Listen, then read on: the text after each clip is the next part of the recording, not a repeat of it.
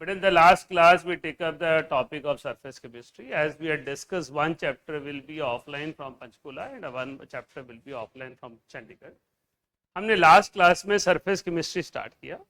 Surface chemistry में हमने कहा कि सरफेस फिनोमेना की स्टडी को सरफेस केमिस्ट्री कहते हैं. सरफेस फिनोमेना में सबसे बड़ा जो फिनोमेना है उसे एड्सॉर्प्शन का नाम दिया गया. एड्सॉर्प्शन मीन्स सरफेस पे फ्री वैलेंसीज हैं, सरफेस एनर्जी ज़्यादा है, उस एनर्जी को बैलेंस करने के लिए एटम्स एक दूसरे के साथ कंबाइन कर रहे हैं. राइट, आपके पास उसमें नेचर ऑफ फोर्सेस डिसाइड करती हैं how the things will come. Nature of forces physisorption भी हो सकती हैं और केमिजॉर्प्शन भी हो सकती है. नेचर ऑफ फोर्सेस स्ट्रांग भी हो सकती है, नेचर ऑफ फोर्सेस वीक भी हो सकती हैं. उसके बेसिस पे फिजिकोजॉर्प्शन केमिजॉर्प्शन है. अगर हम pure competition point of view से बात करें तो वहां पर सिर्फ केमिजॉर्प्शन फिजिजॉर्प्शन में जो पॉइंट्स लिखवाए हैं they are most valuable point. वो डायरेक्टली नहीं पूछे जाएंगे पर इनडायरेक्टली आपको क्वेश्चन में ट्रैक करने होंगे. जहां मुझे एक्टिवेशन एनर्जी चाहिए वो केमिजॉर्प्शन है, जहां मुझे एक्टिवेशन एनर्जी नहीं चाहिए वो फिजिजॉर्प्शन है, जहां टेम्परेचर बढ़ाने से एड्सॉर्प्शन डिक्रीज हो रही है इनिशियली वो फिजिकोजॉर्प्शन है, जहां टेम्परेचर एक सर्टेन लेवल के बाद एडवर्स इफेक्ट डालता है वो केमिजॉर्प्शन है, जहां सिंगल लेयर स्पेसिफिक नेचर है वो केमिजॉर्प्शन है, जहां multi layer non specific nature है वो फिजिकोजॉर्प्शन. लास्ट टॉपिक हमने इफेक्ट ऑफ प्रेशर स्टडी किया. इफेक्ट ऑफ प्रेशर में मैंने कहा दो तरह के आइसोथर्म पढ़े जाते हैं, फ्रिडलिश और लैंगवे. दोनों आइसोथर्म का पर्पस केमी और फिजिकोजॉर्प्शन दोनों को एक्सप्लेन करना है. लेकिन Freundlich isotherm is more toward physisorption, less towards chemisorption. Important word है, दोनों को एड्रेस करता है. फिजिकोजॉर्प्शन को मोर क्यों कहते हैं? क्योंकि यहां वो एक्सप्लेन नहीं करता कि एन किस बेसिस पे वेरी करता है. एन की वेरिएशन की एक्सप्लेनेशन नहीं है. एन की वेरिएशन की एक्सप्लेनेशन होती तो हमारे पास वो ज्यादा बेटर एक्सप्लेनेशन होती कि एन किस चीज पे डिपेंड करता है. मैंने कहा अगर एड्सॉर्प्शन की इक्वेशन पूछ ली जाए तो ये लिखनी है. ये वेरिएशन है इनिशियल लो प्रेशर पे, फाइनल हाई प्रेशर पे, पर रेट ऑफ एड्सॉर्प्शन मेनली ये है. रेट ऑफ एड्सॉर्प्शन को इनडायरेक्टली कैसे पूछा जाता है? Any reaction takes place on solid surface. Solid surface word लिख दिया तो इसका मतलब सरफेस केमिस्ट्री हो गई. right? इसके बाद हमने एक लॉग का एक्सप्रेशन किया. लैंगमुइर आइसोथर्म मैं अभी सवेरे आते हुए चेक कर रहा था, 2025 जेई से एडवांस के सिलेबस में नहीं है, पर वो कई बार आउट ऑफ सिलेबस चीजें भी डाल देते हैं. तो बेसिक आइडिया ले लेते हैं लैंगमुइर आइसोथर्म क्या कहता है. लिखिए, it is based on certain assumptions. It is based on certain assumptions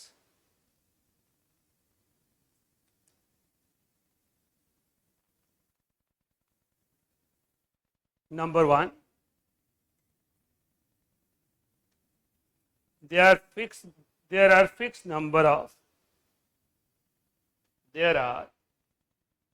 number of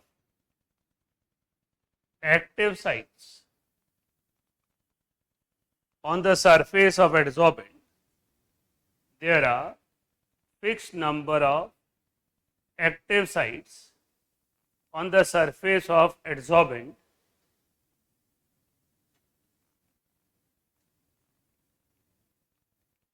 number two, each molecule of adsorbent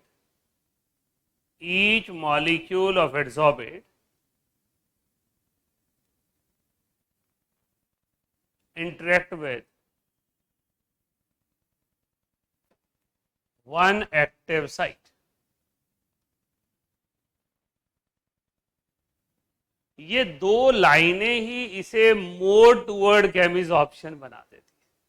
वो कह रहा है there is each molecule of adsorbate which interact with one active site only. तो हमें पास कई बार numerical आ जाता है, इतने मोल एड्सॉर्ब हुए, बताओ एक्टिव साइट कितनी थी.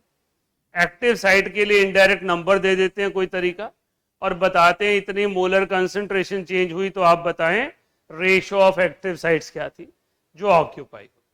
तो लैंगमुइर आइसोथर्म कहता है जो भी सरफेस पर रिएक्शन होना है उस एड्सॉर्बेंट के सरफेस पर fix number of active site है, एड्सॉर्बेंट मॉलिक्यूल जाकर टकराते हैं और वो उस पर एड्सॉर्ब हो जाते हैं। ठीक है, rate of adsorption depends upon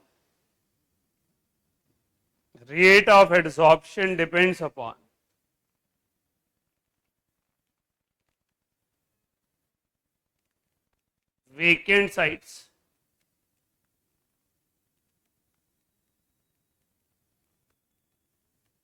and rate of desorption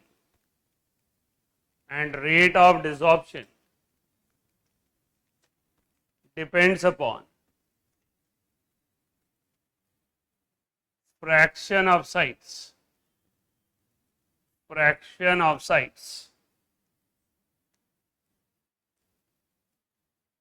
occupied।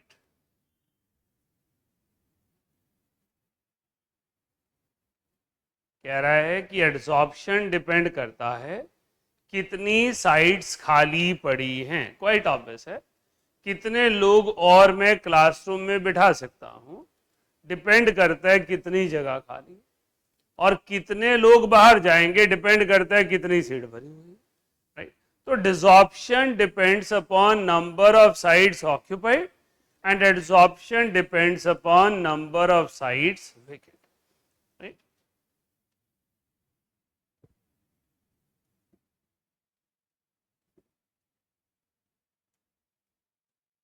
क्या ऑनलाइन वाले इसे क्लियरली पढ़ पा रहे हैं? यस। ओके। यस। तो हमारे पास ये कहता है एक term adsorption coefficient. Adsorption coefficient होता है number of site occupied divided by total number of sites. अगर 1000 साइट अवेलेबल हैं और उसमें से 200 ऑक्यूपाइड हैं तो एड्सॉर्प्शन कोएफिशिएंट इज 200 अपॉन 1000। ये कहता है rate of adsorption is directly proportional to कितनी साइट्स खाली हैं, कितना प्रेशर लगा रहे हो, कितने प्रेशर से गैस बम्बार्ड कर रही है और कितनी जगह भी खाली। प्रोपोर्शनैलिटी हटाएंगे तो रेट कांस्टेंट लगा देंगे। इसी तरह rate of desorption solely depend upon कितनी साइट भरी हुई है।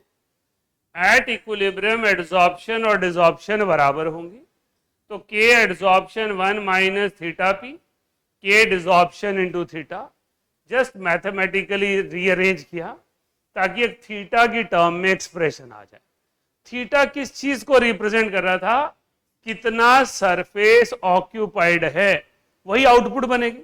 मैं जानना चाहता हूं एक कंडीशन में मेरे पास कितनी एड्सॉर्प्शन हुई है, सो इट इज के adsorption into P divided by के डिसॉर्प्शन प्लस एड्सॉर्प्शन। यहां पे एक चीज देखें कि एक कॉम्प्लेक्स रिएक्शन है जिसमें दो रेट कांस्टेंट हैं जो रेशो में, हमने कहा डिवाइड एंड मल्टीप्लाई बाय के ऑफ डिसॉर्प्शन, ये एक्सप्रेशन आ गया। अब ये एड्सॉर्प्शन अपॉन डिसॉर्प्शन है, एड्सॉर्प्शन अपॉन डिसॉर्प्शन को क्या कहोगे, equilibrium constant. Forward reaction upon backward reaction, it becomes equilibrium constant. तो हमने कहा हमारे पास ये एक नया एक्सप्रेशन इक्विलिब्रियम कांस्टेंट का आ गया। लास्ट क्लास में फ्रुनलिच पढ़ाते हुए मैंने आपको कहा adsorption is calculated, speed of reaction is calculated by x upon m, और आउटपुट किस पे डिपेंड करेगा, कितनी साइड्स ऑक्यूपाइड है, ये कांस्टेंट आ गया। ये वो एक्सप्रेशन है जो मैंने आपको काइनेटिक्स में पढ़ा रखा है, K2 K1 1 P upon 1 plus K upon P। तो इसको लैंगमुइर ने ए और बी का नाम दिया, जो बेसिकली इक्विलिब्रियम कांस्टेंट और रेट कांस्टेंट का कॉम्बिनेशन है। तो ये ग्राफ आ गया। क्वेश्चन मेनली ग्राफ पर, स्लोप पर आते हैं, डिराइव हम कैसे भी कर सकते हैं। नोट करते हुए ध्यान दें, जहां जहां कंफ्यूजन हो दोबारा डिस्कस करेंगे, नोट करें। बिल्कुल समझ, वो तो मोल फ्रैक्शन की तरह है ना, टोटल नंबर ऑफ साइड्स क्योंकि डिनोमिनेटर में है।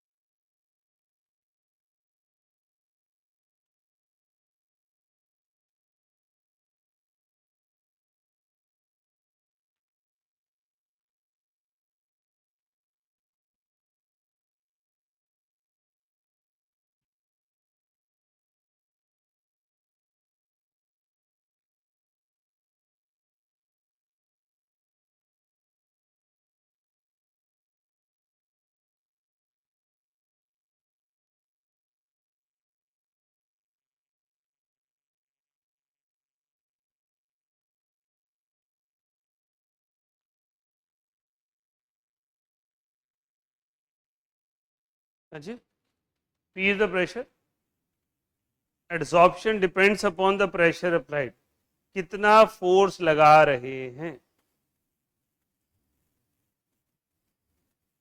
यही हो रहा था स्टूडेंट्स के साथ भी। if you are sitting in the class and try to listen something, if your mind is over occupied, how much you understand me? Poor or good? Poor, because number of sites occupied divided by total number of sites available, उसका number बड़ा हो गया, तो जो left है उसका number छोटा है। अब फिर भी डिपेंड करेगा एड्सॉर्प्शन कितनी है, मैं कितना प्रेशर लगा रहा हूं, राइट। तो मैं जितना ज्यादा प्रेशर लगाऊंगा वो डिसाइड करेगा एड्सॉर्प्शन कितनी ज्यादा हो सकती है, राइट। क्योंकि डिसॉर्प्शन प्रेशर पे डिपेंड ही नहीं करती, डिसॉर्प्शन तो होगी कितने मॉलिक्यूल ऑक्यूपाइड है, प्रेशर से उसको ले देना नहीं है। प्रेशर उस पर काम ही नहीं करे ना, क्योंकि एक मॉलिक्यूल एक एक्टिव साइड पे काम करता है, तो कोलिजन किस पे होनी है, एक्टिव साइड पे। डिसॉर्प्शन तो उस पर डिपेंड करेगी एनर्जी कितनी अवेलेबल है।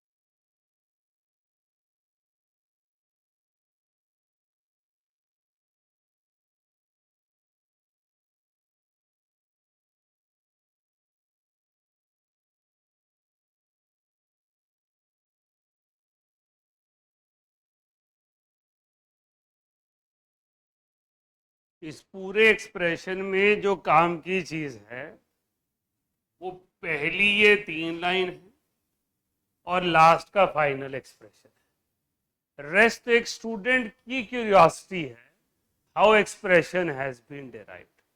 अगर हम बात करें क्वेश्चन से रिलेटेड, ये सब स्टोरी है, कोई काम की चीज नहीं है। ये तो सिर्फ हमें जानना है एक्सप्रेशन बना कैसे है, हमें डिराइव करने की भी जरूरत पड़ती नहीं है। It's not so complex expression की आपको डिराइव करना हो, रादर डेरिवेशन कॉम्प्लेक्स है, एक्सप्रेशन कॉम्प्लेक्स नहीं है।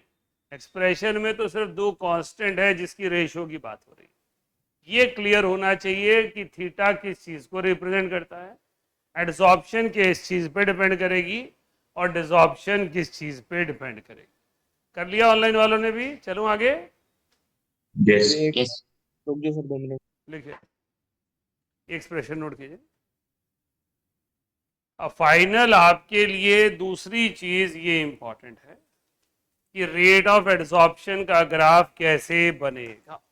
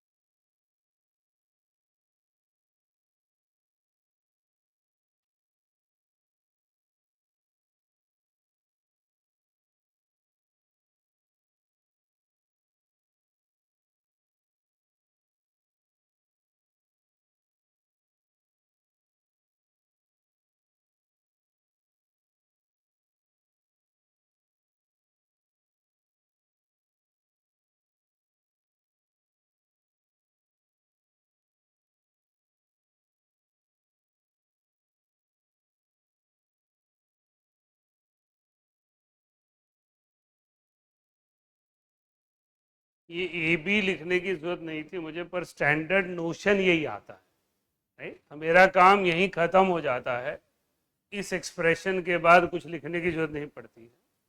लेकिन पेपर्स में जो क्वेश्चन आते हैं वो ए बी की टर्म में आ जाते हैं। A is complex constant, B is equilibrium constant.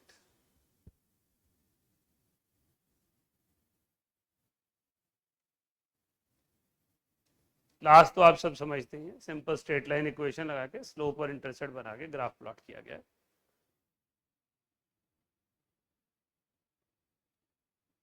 इसको प्रेशर की टर्म में बनाना था, इसलिए P से मल्टीप्लाई कर दिया ताकि एक्सप्रेशन P की टर्म में बन जाए।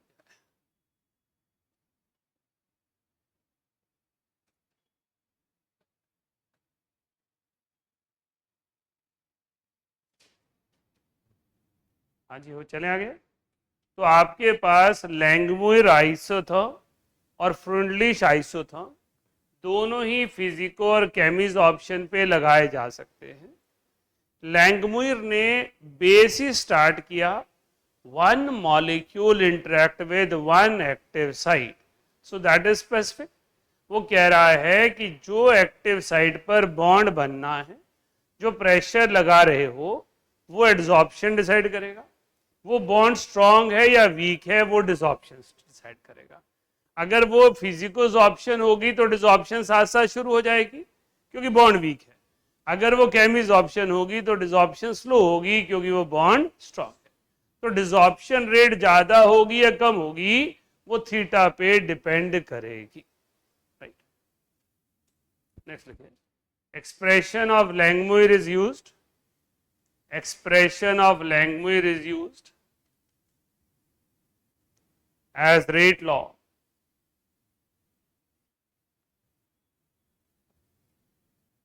for all reactions, for all reactions takes place on the surface of solid catalyst, takes place on the surface of solid catalyst.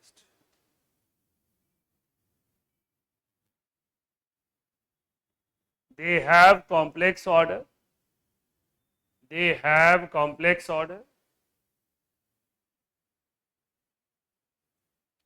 which changes with change in concentration, which changes with change in concentration.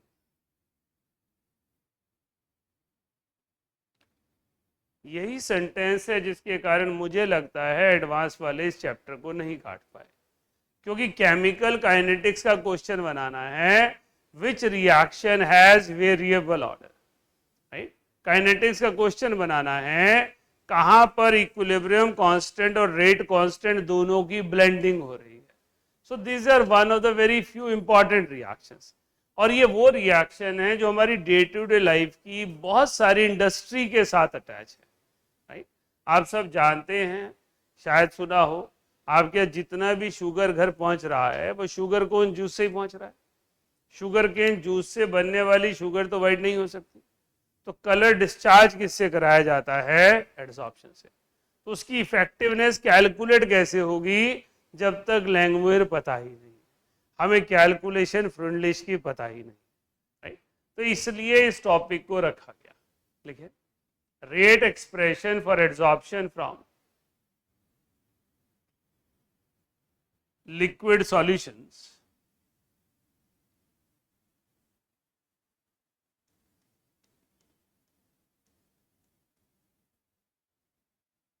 has concentration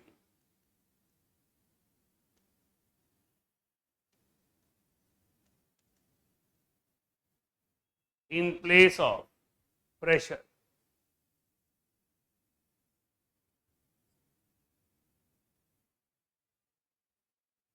right, तो आपके पास C concentration आ जाती है in place of pressure जब आप aqueous solutions की बात करें, जैसे मैं अभी शुगर केन जूस की बात कर रहा था, तो वहां एड्सॉर्प्शन कंसंट्रेशन डिपेंडेंट है, वहां कंसंट्रेशन प्रेशर डिपेंडेंट नहीं हो सकती। एड्सॉर्प्शन कितनी हुई है वो कैसे निकाली जाती है? Change in concentration. मैंने एक एसिटिक एसिड का सॉल्यूशन चारकोल के सरफेस से पास किया जिसकी इनिशियल मोलैरिटी 0.2 थी। आफ्टर पासिंग थ्रू चारकोल मैंने फाइनल मोलैरिटी को चेक किया, वो 0.1 रह गई। तो 0.1 कहां गया? वो कैटलिस्ट के सरफेस पर एड्सॉर्ब हो गया। So change in concentration of adsorbent before and after decide concentration adsorption. Right, अभी आपने प्यूरिफिकेशन ऑफ वाटर शायद कभी कहीं सुना हो, अभी आपके सिलेबस में हाइड्रोजन चैप्टर नहीं है, अभी हम पढ़ाएंगे एडवांस के लिए। तो वहां पर आपके पास हार्डनेस ऑफ वाटर पढ़ाया जाता है। जूनियर क्लास में हमने पढ़ा है, hardness of water is due to calcium and magnesium salts in water. उसे रिमूव करने के लिए ऑर्गेनिक रेजिन्स लिए जाते हैं, उनका एक बेड बनाया जाता है, वो एड्सॉर्बेंट है, पानी को सरफेस से पास करते हैं और जो पानी निकल जाता है उसकी मोलैरिटी चेक कर लेते हैं, पता चल जाता है how much amount of calcium and magnesium is adsorbed by the resins, right. इसलिए एड्सॉर्प्शन की थियरीज इंटरलिंक चैप्टर बनाने के लिए ज्यादा जरूरी है। नोट डाल के लिखिए, during adsorption from solution, during adsorption from solution we may have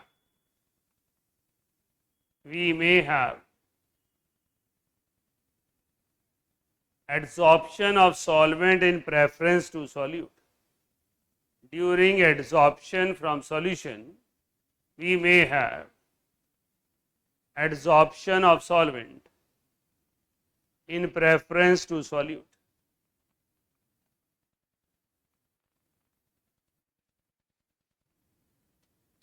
Such adsorption is said to be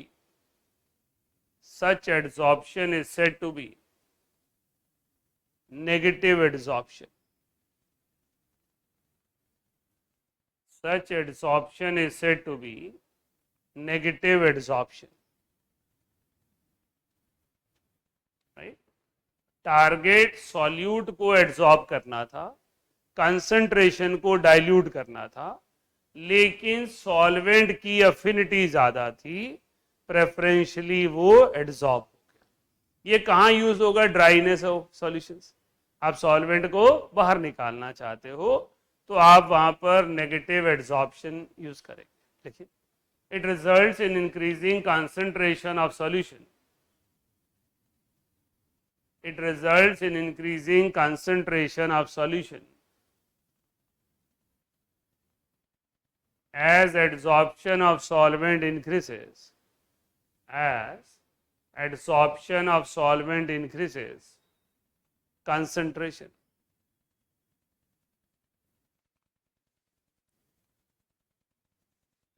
Next, during chemisoption of, second point, during chemisoption of certain gases like N2 on the surface of iron, during chemisoption of certain gases like N2 on the surface of iron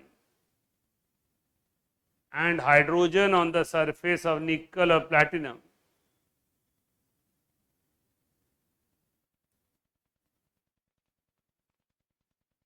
randomness increases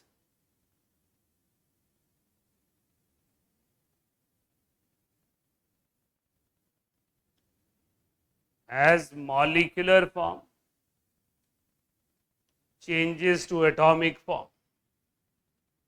As molecular form changes to atomic form.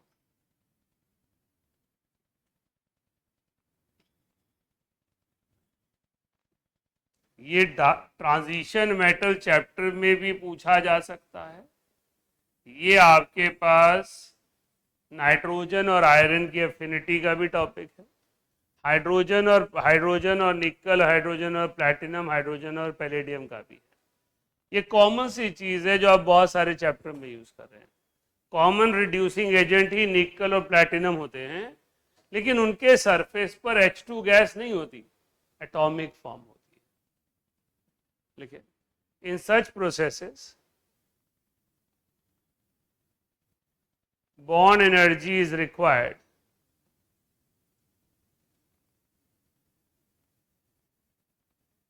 which is more than heat of adsorption, which is more than heat of adsorption. So overall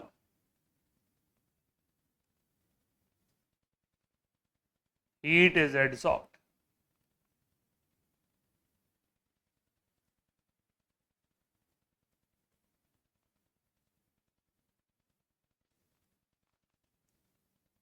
Therefore,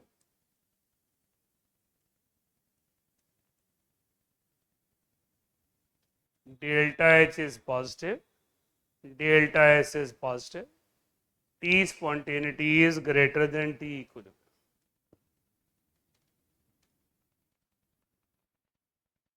Amit ये note में लिखने जैसी चीज क्यों है?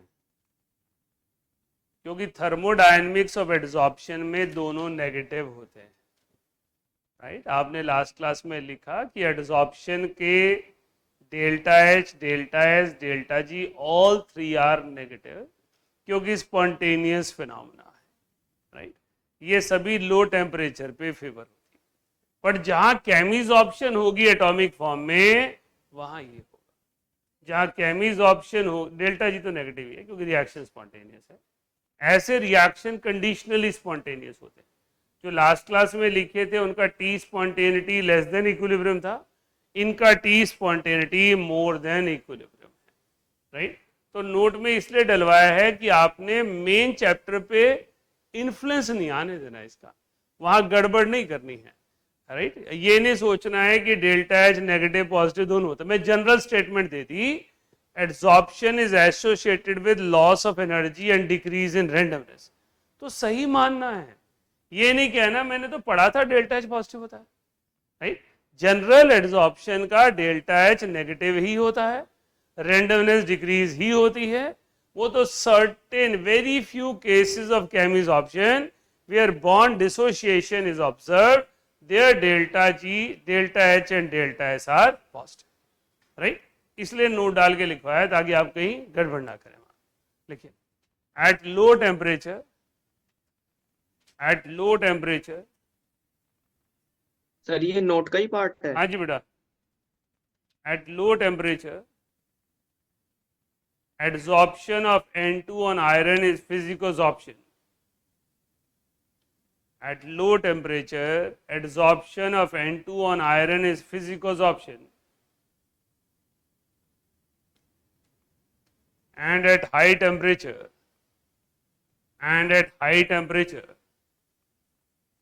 it is chemisorption.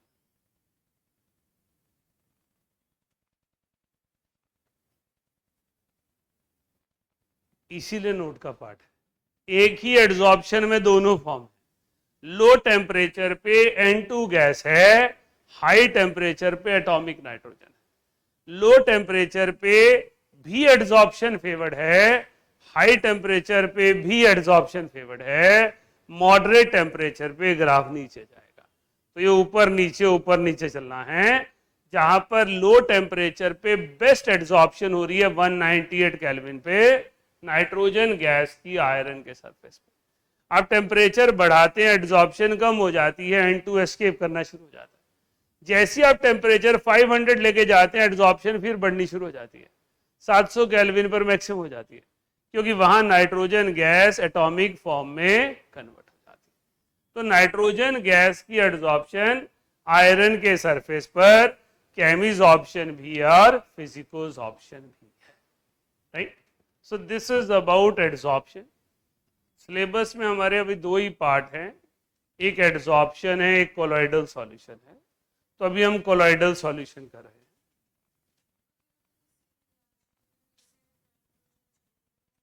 Iron को use करते हैं, लेकिन आयरन हाई टेम्परेचर पे ही एड्सॉर्ब करवा पाता है ना? लो टेम्परेचर पे N2 भागने लग जाती है। कोलॉइडल केमिस्ट्री जो है वो हमारे पास एप्लीकेशन ऑफ एड्सॉर्प्शन है, लेकिन बड़ी यूनिक टाइप ऑफ एप्लीकेशन है। एड्सॉर्प्शन में हम जनरली सॉलिड सरफेस पर एड्सॉर्प्शन स्टडी करते हैं। ये इसमें सब कुछ आता है, सॉलिड भी है, लिक्विड भी है। जितनी भी तरह की चीजें हैं जिनके सॉल्यूशन हम ढूंढ रहे हैं। आपने सुना है घर में चिमनी होती है, घर में सबकी होती है, गैस बर्नर के ऊपर। क्या प्रिंसिपल क्या है उसका, क्या मिलता है? कभी उसकी सफाई करवाई है आप लोगों ने? देखा कभी चिमनी की सफाई कराई है कभी घर पे? ऑयल होता है, तो क्या आपको घर में ऐसा लग रहा होता है परांठे में से ऑयल उड़ के जा रहा है? आपने कढ़ाई रखी है, ऑयल उड़ के जा रहा है, पर फिर भी चिमनी में तो ऑयल है, इसका मतलब ऑयल उड़ा होगा, राइट? तो chimney is based on a principle of colloidal solution. वो कहता है कि जब आप खाना बना रहे हैं उसमें से ऑयल के ड्रॉपलेट गैस को एड्सॉर्ब करके सरफेस पे चार्जेस डेवलप करते हैं, और इलेक्ट्रिकल चिमनीज में करंट लगा के उसे चिपका लिया जाता है। उसका पर्पस है कि पार्टिकुलेट मैटर बाहर ना जाए, सिर्फ गैसेस बाहर जाए। तो जितना कार्बन क्रिएट हो रहा है, जितना ऑयल क्रिएट हो रहा है, वो चिमनी में रह जाए। एनवायरमेंट फ्रेंडली के लिए ये काम किया जाता है। धुआं तो बाहर ही जाएगा, जो हवा है वो बाहर जाएगी, गैसेस को चिमनी नहीं पकड़ सकती, लेकिन जितना पार्टिकुलेट मैटर है, कोयला है, तेल है, उस सब को पकड़ लेती है। इस चैप्टर की एप्लीकेशन है। आप जितना लेदर गुड यूज कर रहे हैं, सबको पता है लेदर किससे बनता है, एनिमल स्किन से बनता है। Do you feel animal skin और ये लेदर एक जैसा है? The phenomena of changing colloidal skin to leather is an application of colloidal solution. उसे टैनिंग ऑफ लेदर कहते हैं, जिसमें हम कुछ इलेक्ट्रोलाइट डाल के एनिमल स्किन को यूजेबल लेदर में कन्वर्ट करते हैं, राइट? उसके बाद आर्टिफिशियल रेन्स कोलॉइडल सॉल्यूशन की एप्लीकेशन है। आप जब छोटी क्लासेस में सेकंड या थर्ड में ज्योग्राफी पढ़ते हैं, तो वहां पे एक टॉपिक पढ़ाया जाता है डेल्टा फॉर्मेशन। पढ़े आपने डेल्टास कहाँ बनते हैं? Gangetic plains are famous for deltas. Deltas are formed when river water enter into the sea. When river water enter into the sea, delta is formed. Why delta is formed? Colloidal solution explains. वहीं क्यों बनते हैं? क्योंकि river water colloidal solution है और सी water electrolytic solution है। बचपन से सुना है समुद्र का पानी खारा पानी होता है, राइट? क्योंकि सी वाटर इलेक्ट्रोलिटिक सॉल्यूशन है और रिवर वाटर कोलोइडल सॉल्यूशन है, कोएगुलेशन टेक्स प्लेस, राइट? इसलिए इस चैप्टर को एडवांस को लगता है, मुझे ऐसा लगता है कि उन्होंने इस सोच से डाला होगा, क्योंकि मुझे भी पसंद नहीं आता था कि ये टॉपिक ना पढ़ाओ। आप science day to day life में कहाँ यूज कर रहे हो बता रहा है मुझे। सारा सोल, सारा जेल, सारा इमल्शन इस चैप्टर की एप्लीकेशन है, और यही चैप्टर है नहीं, राइट? तो आपके पास जो बाकी चीजें पढ़ रहे हो वो अप्लाई कहाँ हो रहा है? आसान सा चैप्टर है, डे टू डे लाइफ का है, सब जगह दिख रहा है मुझे, राइट? लिखिए, colloid is not a substance. Colloid is not a substance, but state of the substance.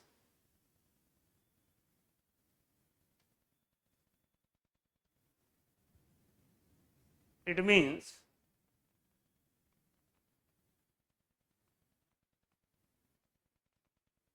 same substance can act as colloid. Same substance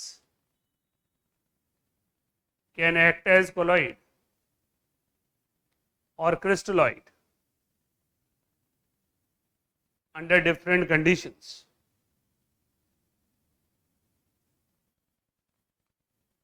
For example, NaCl in water. For example, NaCl in water is a crystalloid.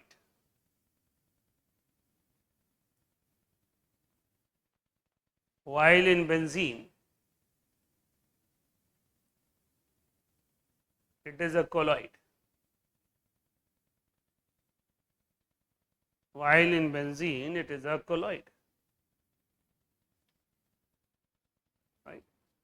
9th या 10th में ही आप एक topic पढ़ते हैं, types of liquid solutions, true solution, colloidal solution and suspension. True solution जिनके are पार देखा जा सकता है, जो ट्रांसपेरेंट होते हैं। कोलॉइडल सॉल्यूशन जो ट्रांसल्यूसेंट होते हैं, ओपेक होते हैं, लेकिन हमें डिसॉल्व पार्टिकल दिखाई नहीं देते हैं। और सस्पेंशन जिसके डिसॉल्व पार्टिकल दिखाई देते हैं। सबसे पॉपुलर एग्जांपल जो स्कूल लेवल पे कराया जाता है वो चीनी का सॉल्यूशन ट्रू सॉल्यूशन, दूध कोलॉइडल सॉल्यूशन और रेत का पानी सस्पेंशन। गोलगप्पे का पानी बोल सकते हो, राइट? सो जिसमें आपको सस्पेंडेड पार्टिकल दिखाई दे रहा है, जिसके पार्टिकल साइज की रेंज आप ऑब्जर्व कर पा रहे हो, that is said to be suspension. तो कोलॉइड इन बिटवीन है, पार्टिकल साइज की रेंज डिसाइड करती है आप सॉल्यूशन को कोलॉइड बोलेंगे या क्रिस्टलॉइड बोलेंगे। ये लाइन क्योंकि एनसीईआरटी स्पेशली लिखता है और एनसीईआरटी एंट्रेंसेस में पूछी जाती है, चाहे कोई भी हो, इसलिए ये लाइन लिखवाई मैंने कि कोलॉइड किसी सब्सटेंस का नाम है ही नहीं, वो तो स्टेट है, आपने किस में उसे डिसॉल्व करके रखा है। नमक को पानी में डालें तो ट्रू सॉल्यूशन बनाता है जिसे क्रिस्टलोइड कहते हैं, और बेंजीन में जिसमें वो इनसॉल्युबल है क्योंकि बेंजीन नॉन पोलर है, तो एज अ रिजल्ट ये कोलॉइड बन जाता है। लिखिए आगे, colloidal solutions have dispersion state, colloidal solutions have dispersion state. So we use the terms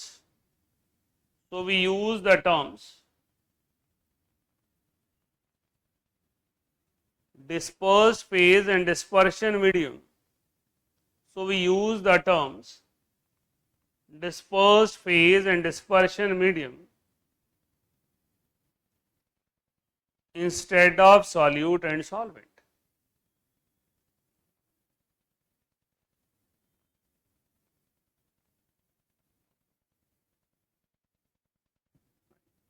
What is the difference between dispersion and solution?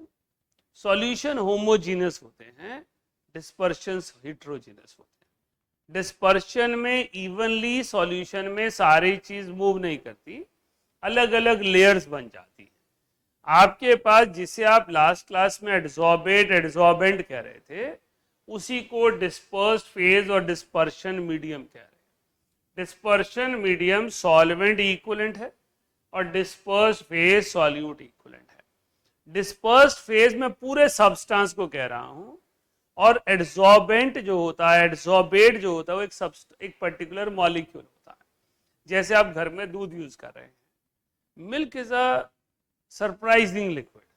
जब आप मिल्क को पी रहे हैं, आप सोच भी नहीं सकते कि ये खराब होने के बाद पनीर बना सकता है। क्या आपको पीते पनीर फील हो रहा था? You don't get it, right? उसी के अंदर घी और तेल भी निकल आता है, मलाई भी निकल आती है, जबकि दिख तो रही नहीं।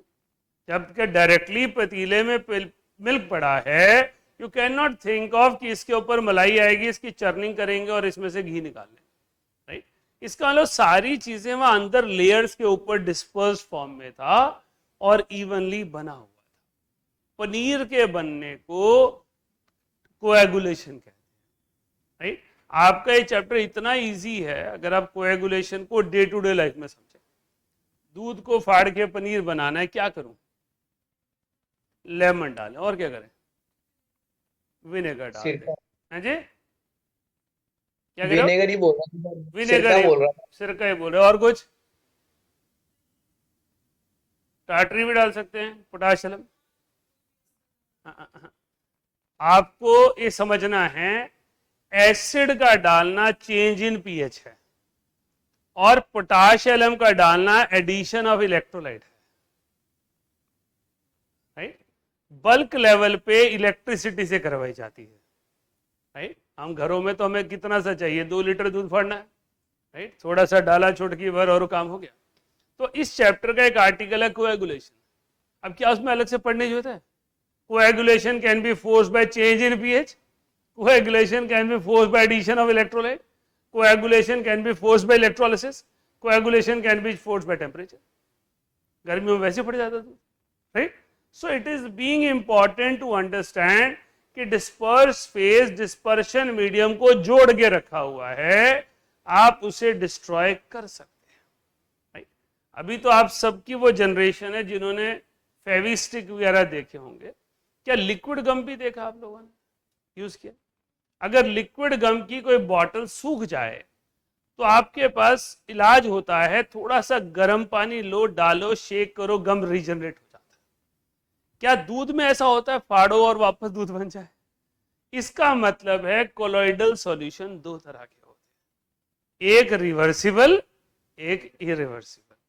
इरिवर्सिबल जबरदस्ती पकड़ के बिठाए हैं और रिवर्सिबल जबरदस्ती पकड़ के नहीं बिठाए। वही चीज डिस्पर्स फेज और डिस्पर्शन मीडियम को डिसाइड करती है। लिखिए, true solutions are homogeneous mixtures, true solutions are homogeneous mixtures while colloidal solutions are heterogeneous.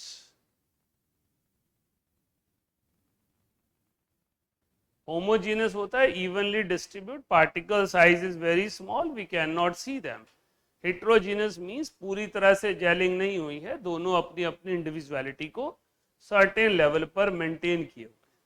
लिखिए, on the basis of physical state of DP and DM, on the basis of physical state of DP and DM, they are divided in 8 categories.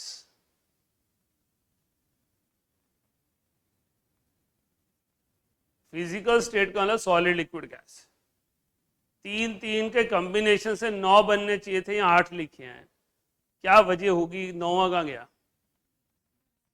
Right, gas in gas heterogeneous नहीं हो सकते, rest all can be heterogeneous. Right, तो ये जो 9 combinations में से 8 बने हैं, आप खुद समझ सकते हैं क्या किया होगा, है ना। फिर भी एक एग्जांपल देने के लिए मैंने 2-4 लिख दिए। डिस्पर्स फेज सॉलिड है, डिस्पर्शन मीडियम लिक्विड है, कोलोइडल सॉल्यूशन को सोल कहते हैं। ये गैस है, ये लिक्विड है, इसे फॉर्म कह देते हैं। ये लिक्विड इन लिक्विड है, इसे इमल्शन कह देते हैं। लिक्विड इन सॉलिड है, इसे जेल कह देते हैं। राइट, तो आपके पास इस तरह से हम क्लासिफिकेशन बनाते हैं। आपके पास 8 कॉम्बिनेशन क्यों बने हैं, 9 क्यों नहीं बने? क्योंकि gas in gas can never be heterogeneous, rest all can be heterogeneous और होमोजीनस। तो अगर कोई भी क्वेश्चन किसी भी चैप्टर में आपके एंट्रेंस में होमोजीनस सॉल्यूशन पर आता है, तो +2 का फर्स्ट चैप्टर सॉल्यूशन लगाना है, want of, Raoult, non ideal, ideal. और हिट्रोजीनस पे आता है तो सरफेस केमिस्ट्री लगानी।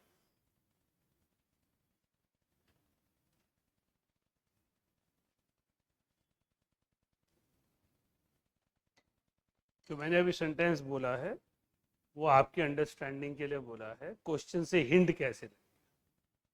होमोजीनस सॉल्यूशंस पे हैं तो फाइल खोलिए माइंड में ट्रू सॉल्यूशंस की, कुछ ना कुछ वहां लिखा हो। हिट्रोजीनस के लिए सिर्फ कोलोइडल सॉल्यूशन। मैंने कुछ कॉम्बिनेशन दे दिए हैं, बाकी वो आपको बुकलेट भेज दे दूंगा। लिखिए आगे। सर, इमल्शन का एग्जांपल बता देते हैं। इमल्शन का एग्जांपल कुछ भी ले ले बेटा, पेंट ले ले, पेंट के नाम में ही इमल्शन होता है। टीवी पे ऐड देख, नैरो लेक इमल्शन। दूसरा इमल्शन है जितनी आप फेस क्रीम्स यूज कर रहे हैं, पॉन्ड्स ले लो, निविया ले लो, चार्विस ले लो, all are emulsions. Right, thank you sir. लिखिए, on the basis of affinity between dp and dm, on the basis of affinity between dp and dm, they are divided in 2 categories.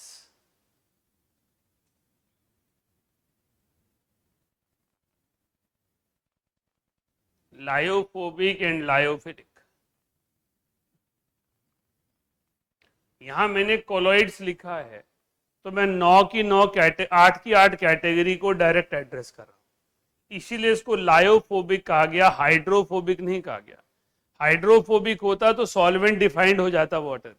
Lyophobic means DP कोई भी हो, DM कोई भी हो, तो उसकी बात कर रहे हैं। राइट, जब हम कोलोइड वर्ड यूज कर रहे हैं तो हम 8 को इकट्ठा लिख रहे हैं। पहला इंपॉर्टेंट पार्ट इस चैप्टर में क्लासिफिकेशन ऑफ कोलोइड है, दूसरा प्रेपरेशन ऑफ कोलोइड है, तीसरा प्रॉपर्टीज ऑफ कोलोइड है, फिर चैप्टर खत्म हो जाता है। तो 3 ही आर्टिकल हैं जिनको हमने यहाँ एड्रेस करना है कि क्लासिफिकेशन क्या है। इसमें बड़ा सिंपल लॉजिक है, फोबिक रिपल्शन होता है, फिलिक अफिनिटी होता है। तो जब डीपी और डीएम में अफिनिटी नहीं है तो लायोफोबिक है, और डीपी और डीएम में अफिनिटी है तो लायोफिलिक है। आपको लायोफोबिक के लिए स्टेबलाइजिंग एजेंट डालने पड़ेंगे, लायोफिलिक के लिए, फोबिक के लिए, है ना। तो आप जितनी भी चीजें घर में इस्तेमाल कर रहे हो जिसमें स्टेबलाइजर्स लिखा है वो मेजॉरिटी लायोफोबिक है। कुछ तो लायोफिलिक भी हैं जिनकी हम शेल्फ लाइफ बढ़ाना चाहते हैं, लेकिन जिनको स्पेशली बनाना पड़ता है वो सारे लायोफोबिक है। जो आपको लगता है खराब हो गया, मैं इसको रीजनरेट करने की कोशिश नहीं कर सकता, मैं दोबारा से गर्म करके मिक्स नहीं कर सकता, वो सारे लायोफोबिक है। राइट, जिनको आप थोड़ा बहुत मॉडिफाई करके मिक्स कर सकते हो वो सारे लायोफिलिक है। लिखिए, lyophobic colloids. Lyophobic colloids. Again जैसे लास्ट क्लास में फिजिको केमी लिखे थे, ये सब रिलेटिव सेंटेंसेस हैं, फिलिक में इसी से उल्टा लिखूंगा। Lyophobic, they have poor affinity between dp and dm, they have poor affinity between dp and dm, they require special methods for preparation, they require special methods for preparation,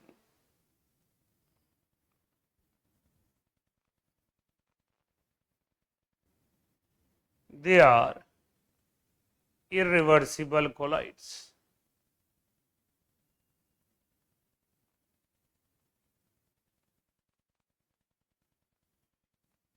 Irreversible का मतलब once they are destroyed, they cannot be regenerated as it is, right? सबसे commonly इस category में आपके पास milk ही आता है।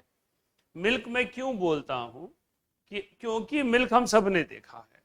तो lyophobic colloid पर कोई क्वेश्चन आ गया एंट्रेंस में, आपको याद नहीं आ रहा फिलिक में था या फोबिक में था, सोच के देखो दूध ऐसा क्या करता होगा, कौन सी ऐसी प्रॉपर्टी है जो दूध में मुझे दिखाई दे रही है, राइट? तो आपके पास मिल्क को याद रखेंगे तो हम लायोफोबिक कोलॉइड्स को ज्यादा बेटर फॉर्म में अंडरस्टैंड कर सकते हैं। नेक्स्ट लिखें, they require charges and stabilizing agents, they require charges and stabilizing agents for stability. Milk natural product है पर उसमें भी स्टेबलाइजर है कैसिन। मिल्क में एक स्टेबलाइजर होता है कैसिन। जब आप उसमें नींबू डालते हैं, टाटरी डालते हैं, कुछ चीज ऐसी डालते हैं तो उससे क्या करते हैं, आप कैसिन को डिस्ट्रॉय कर देते हैं। कैसिन डिस्ट्रॉय हुआ, दूध फट जाता है, राइट? तो basically natural stabilizer casein milk में प्रेजेंट है, चाहे वो लायोफोबिक कोलॉइड नेचर से हमें मिला है, चाहे हमने क्रिएट किया है, हमें कुछ स्टेबलाइजर्स डालने पड़ते हैं, राइट? लिखिए आगे, if DM is liquid, if dm is liquid, then surface tension and viscosity of colloid is, then surface tension and viscosity of colloid is nearly equal to dm. इस सेंटेंस के लिए specially मैं आपको milk का example दे रहा हूं क्योंकि ये याद तभी रहेगा जब दूध दिखेगा आंखों को, राइट? आपके सरफेस टेंशन कैसे पता चलती है? अंशिका आप बता सकती हैं, मेरे पास एक लिक्विड की ड्रॉप टेबल पे पड़ी है, मैं जानना चाहता हूं उसकी सरफेस टेंशन ज्यादा है या कम है, how I will check it? क्या कभी ऐसा हुआ है कि आप में किसी को टेबल पे कोई ड्रॉप मिली और आपने फिंगर से खींचने की कोशिश की, इधर उधर डिजाइन बनाने की कोशिश की? सबने की होगी, it's a common human property, right? चाहे वो पढ़ा लिखा है चाहे अनपढ़ है, सब यही काम करते हैं, राइट? तो आपके पास सरफेस टेंशन जिसकी ज्यादा होती है उसको आप खींच नहीं सकते, वो बीच बीच में टूट जाता है। जिसकी सरफेस टेंशन कम होती है उसे खींच सकते। Surface tension is the property to resist, right? आपके पास surface tension property day to day life में आप तभी देख सकते हैं जब आप उस लिक्विड सरफेस को 1 यूनिट लेंथ स्ट्रेच कर सकते हैं। जिसे आप स्ट्रेच नहीं कर सकते हैं इसका मतलब उसकी सरफेस टेंशन ज्यादा है। आप पानी की तरह मिल्क को अगर खींचने की कोशिश करोगे, छोटे से लेंथ तक खींचेगा, फिर टूटना शुरू हो जाएगा, अलग अलग ड्रॉपलेट बनते जाएंगे। वैसे ही बिहेव करेगा जैसे पानी करता है। विस्कोसिटी तो नॉर्मल रेजिस्टेंस टू फ्लो है, फर्श पे पड़ा हुआ पानी और मिल्क एक जैसा बहता है, राइट? तो आपके fluidity is the identification of viscosity and surface tension is to stretch a unit length. मैंने आपको 2 एग्जांपल दिए, लिक्विड गम और मिल्क। किसको आसानी से खींच सकते हो, लिक्विड गम और मिल्क? गम को हम क्या करते हैं, साइड पे पेज पे डालते हैं और किसी भी चीज से उसे खींच के पूरी लेंथ तक ले जाते हैं। इसका मतलब गम की सरफेस टेंशन ज्यादा है कम है, राइट। लायोफिलिक कोलॉइड्स की सरफेस टेंशन डीएम से कम होती है और लायोफोबिक की डीएम के बराबर होती है। लिखिए lyophilic colloids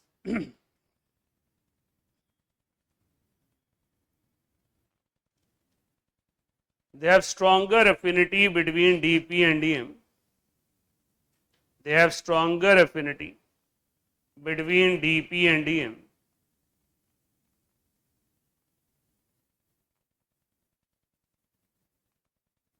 They do not require special methods of preparation. They do not require special methods of preparation.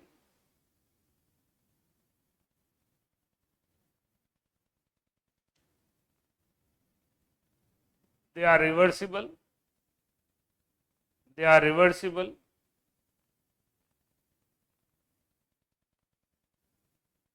As dp and dm. As dp and dm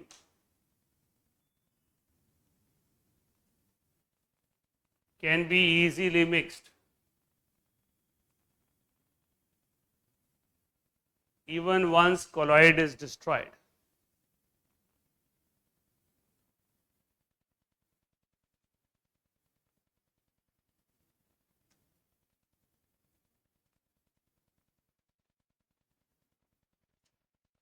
पांचुल, आप हैं क्लास में? Yes sir. Okay. Protein shake वगैरह पिए कभी? Yes protein sir. Shake, Bournvita, Maltova, Horlicks, yes sir. वो पानी में डालते हैं, वो अपने आप डिसॉल्व हो जाते हैं या कुछ स्पेशल एफर्ट डालने पड़ते हैं, मिक्सी में चलाने पड़ते हैं? सर थोड़ा सा चम्मच तो मारना ही पड़ता है। पर मिल तो खुद जाते हैं, कुछ स्पेशल मेथड तो नहीं लगाना पड़ता? नहीं नहीं सर। अगर किसी वजह से थोड़े से ड्राई हो जाए तो गर्म पानी डाल के मिक्स हो जाते हैं, नहीं हो जाते? हो जाते हैं सर। हो जाते हैं। तो ये लायोफिलिक कोलॉइड का एग्जांपल है, राइट। आपके पास प्रोटीन शेक, मॉल्टिवा, हेल्थ ड्रिंक्स तो सब पाउडर फॉर्म में, सॉलिड फॉर्म में। जब उसे पानी में डिसॉल्व करते हैं वो ट्रांसपेरेंट नहीं बनता कभी भी, always translucent, right.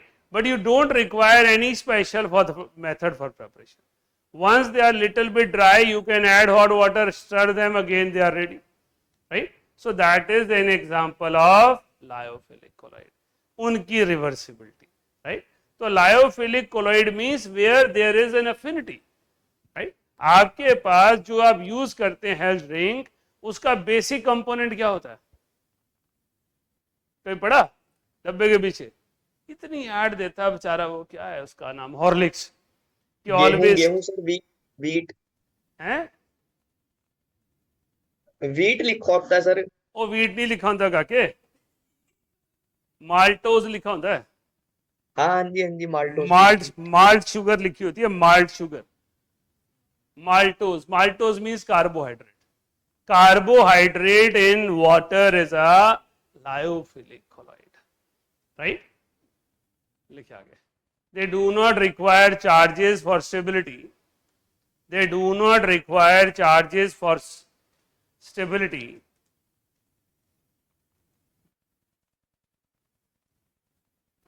They may or may not have. They may or may not have charges.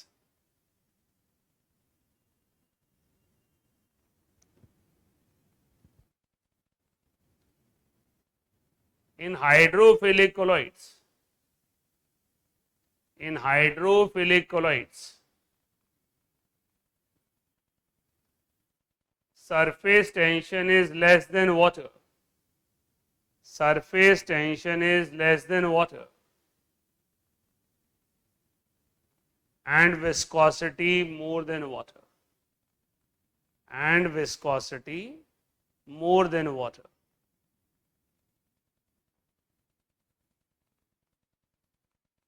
Right. तो मैंने आपको बता दिया कि ये सारी चीज़ें कौन सी हैं। तो घर में अगर वो गिर गया टेबल पे तो कौन सी चीज़ खिंच जाएगी, कौन सी नहीं खींचे, फ्लूइडिटी होगी या नहीं होगी। You have all examples, right. लिखा गया proteins in water form, lyophilic colloids, proteins in water form, lyophilic colloids, and their charges are decided by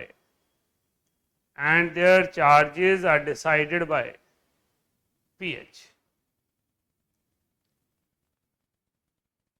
ये एक सेकंड आर्टिकल है जिसकी वजह से कोई अच्छा एंट्रेंस वाला इस आर्टिकल को, चैप्टर को चाहता है कि ये सिलेबस में रहे। जितने भी अमाइनो एसिड्स हैं वो नेचर में ज्वीटर आयन में एग्जिस्ट करते हैं। ज्वीटर आयन एक डाईपोलर आयन है। आपको ये टर्म, ये अल्फा अमाइनो एसिड है, ये मैंने ऑर्गेनिक में जीओसी में पढ़ाई, डी और एल, राइट। अल्फा पोजीशन पे एच और NH2 की पोजीशन, इसने एच दिया, इसने गेन कर लिया, इसे ज्वीटर आयन कहते हैं। ये एक ऐसी पीएच पे बनता है जिसे पीएच आइसो इलेक्ट्रिक कहा जाता है। अगर इसमें मैं पीएच सॉल्यूशन की more than pH iso electric ले लूं, इसका मतलब क्या ज्यादा होगा? पीएच ज्यादा होने वाला, एच ज्यादा होना होता है या OH ज्यादा होना होता है? OH ज्यादा। इसका मतलब NH3 आयनाइज हो जाएगा और ये NH2 में कन्वर्ट हो जाएगा, राइट। इसका मतलब है ये नेगेटिव कोलॉइड बन जाएगा। ये लगभग हर एग्जाम में पूछा गया क्वेश्चन। अगर मैं इसकी pH less than pH iso electric कर दूं तो आपके पास H पॉजिटिव ज्यादा हो जाते हैं और आपके पास CO नेगेटिव प्रोटोनेट हो जाता है, ये पॉजिटिव कोलॉइड बन जाता है। अगर आप पीएच को रिवर्स चेंज करेंगे तो ये वापस ज्वीटर आयन में कन्वर्ट हो जाएगा। ध्यान दीजिएगा मेरी बात पे। हमने कहा pH of lyophilic colloid, particularly protein, decide whether that colloid is positive colloid or negative, right? क्या आप लोगों में से किसी ने कभी ऐसा किया, आप क्लास में बैठे हैं, कोई प्रोजेक्ट बना रहे हैं, कुछ ऐसा काम है, छोटा सा कोई ब्लेड या पेपर कटर है, उसने उंगली को साथ में काट दिया, या कागज से ही कई बार कट जाता है, साइड से हम हाथ मारते हैं, तो फर्स्ट रिएक्शन होता है फिंगर को हम मुंह में डाल लेते हैं। क्या आप लोगों ने, किसी ने? सभी ने किया होगा, लाजमी सी बात है। कारण ये है कि ब्लड नेगेटिव कोलॉइड है और सलाइवा पॉजिटिव कोलॉइड है। जैसे ही आप उसे डालते हैं, सलाइवा और ब्लड इंटरेक्ट करते हैं और खून रुक जाता है, right. This is what we are doing, right. तो positive colloid is saliva, negative colloid is blood. When we mix them, coagulation takes place and flow of blood is stopped. Note कीजिए। तो pH will decide whether it is positive colloid or it is negative colloid. आज हम यहीं तक करेंगे। Sir ये iso pH iso electric है जो उनसा वो हाँ जी, कम ज्यादा हो रहा हाँ जी, pH आइसो इलेक्ट्रिक। हर अमाइनो एसिड की अपनी pH आइसो इलेक्ट्रिक होती है, जिसमें वो ज्वीटर आयन बनाता है। ज्वीटर आयन डाईपोलर आयन है, इसको कोई चार्जेस तो हैं लेकिन ओवरऑल चार्ज नहीं है। तो हमसे क्वेश्चन पूछा जाता है, हम इलेक्ट्रोलिसिस करा रहे हैं लायोफिलिक कोलॉइड की, अबव पीएच आइसो इलेक्ट्रिक, तो कोलॉइड कौन सी इलेक्ट्रोड की तरफ जाएगा? अगर pH greater than iso electric होगी तो कोलॉइड कौन सा होगा? नेगेटिव। नेगेटिव कोलॉइड किस इलेक्ट्रोड की तरफ जाएगा? एनोड की तरफ जाएगा। ये क्वेश्चन इलेक्ट्रोलिसिस पर आएंगे लेकिन लायोफिलिक कोलॉइड से आएंगे, राइट। तो लायोफिलिक कोलॉइड का पीएच आइसो इलेक्ट्रिक उससे ज्यादा या कम होगा तो क्या होगा? यही कारण है जो मैंने आपको नेगेटिव पॉजिटिव बताया। आपके पास अगर कट लग जाए, जैसे जनरली लोग शेव के बाद लगाते हैं, क्या लगाते हैं? फिटकरी लगा लेते हैं, पोटाशियम लगा लेते हैं। कारण क्या है? उसके पास एल्यूमिनियम आयन है, कैटायन, वो जाके ब्लड को कोएगुलेट कर देता है, राइट। पर्पस यही है। सो आप बेसिकली क्या कर रहे हैं? पीएच प्रोवाइड कर रहे हैं, या कोई ऐसी कंडीशन प्रोवाइड कर रहे हैं जिससे कोएगुलेशन हो जाए। हाँ जी, क्लियर हो गया। तो आज की क्लास में आपने मेनली कोलॉइडल सॉल्यूशन को स्टडी किया, आपने लैंगमुइर आइसोथर्म एक्सप्रेशन लिखा, लेकिन आपके लिए ज़रूरी है कि आप ये समझें कि जितनी भी तरह के ट्रांसपेरेंट सॉल्यूशन हैं, किसी भी सब्सटेंस पूरे डे टू डे लाइफ में, मॉर्निंग वॉशरूम से लेकर लास्ट मेडिसिन तक, कहीं भी gel, sol, emulsion form use कर रहे हैं, वो कोलॉइडल सॉल्यूशन की एप्लीकेशन है। Anything you are using, right, किसी भी चीज के अंदर जेल, सोल, फॉर्म, इमल्शन लिखा है, इसका मतलब है उस पे कोलॉइडल पे क्वेश्चन पूछा जा सकता है। अगर आप बारीकी से अगले 2-4 दिन सिर्फ मॉर्निंग इवनिंग घूमते फिरते घर के सामान को ही देख लेंगे तो ये चैप्टर आपको वैसे ही आ जाएगा।